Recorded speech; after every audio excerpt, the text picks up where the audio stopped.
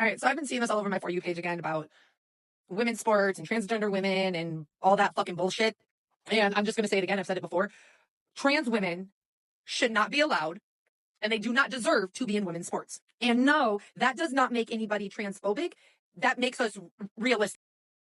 If you have an issue with the way transgender people identify, then I'm going to start identifying as a problem.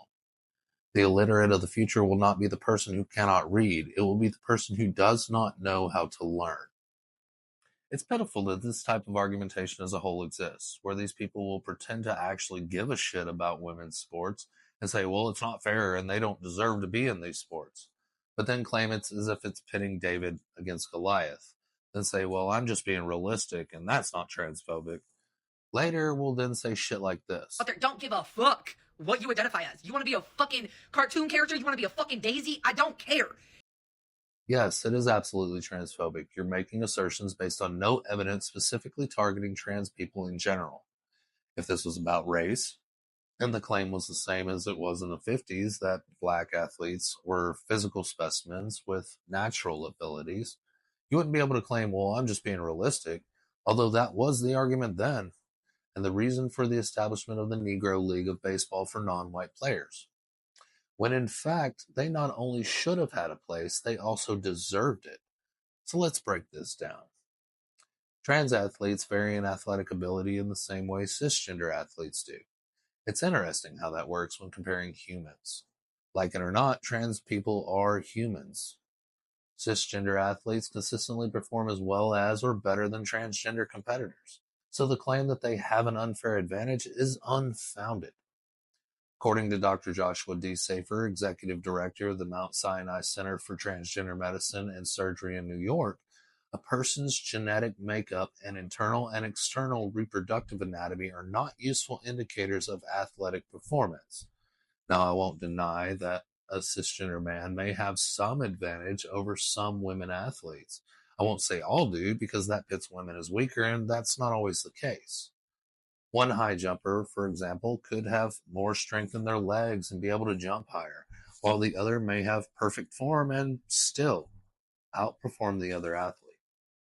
He continues by stating that for a trans woman who meets the NCAA standards, there is no inherent reason why her physiological characteristics related to athletic performance should be treated differently from the physiological characteristics of a non-transgender woman. Recent data from transgender men and women receiving hormone replacement therapy, or HRT, have shown an increase in bone mineral density for trans men after 12 months of treatment, as well as long-term testosterone therapy reported larger cortical bone size in trans men compared with natal females. Conversely, trans women receiving estrogen therapy lose lean mass in association with androgen deprivation, which over time can lead to smaller bone muscle mass and higher prevalence of lower bone mass and mineral density. Finally, men are not transitioning to women to succeed at sports, as your dog whistle alludes to. There are absolutely no transgender athletes that were men who couldn't hack it and then said, you know what, I'm going to move into the women's category so I can dominate. That doesn't fucking happen. We still live in a patriarchal society.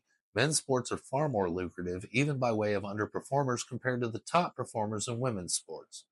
Women's sports receive less media coverage than men's sports, which affects revenue streams like sponsorships, broadcasting rights, and merchandise sales, leading to discrepancies in endorsements and sponsorships.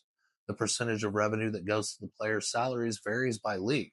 For example, the NBA generates about $10 billion in annual revenue, while the WNBA generates about $200 million, which translates to less for WNBA players.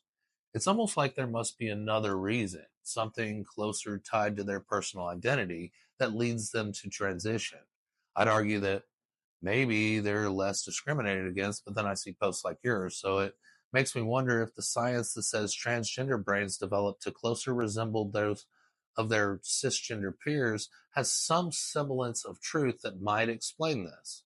That these people want to live their lives as a gender they identify with, and the sport they love might just give them some solace within that framework, and that perhaps you should keep your nose in your own goddamn business and leave them the fuck alone.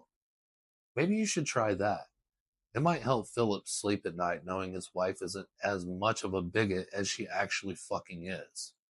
I'd say have the day you deserve, but instead, I'm going to give you a nice go fuck yourself.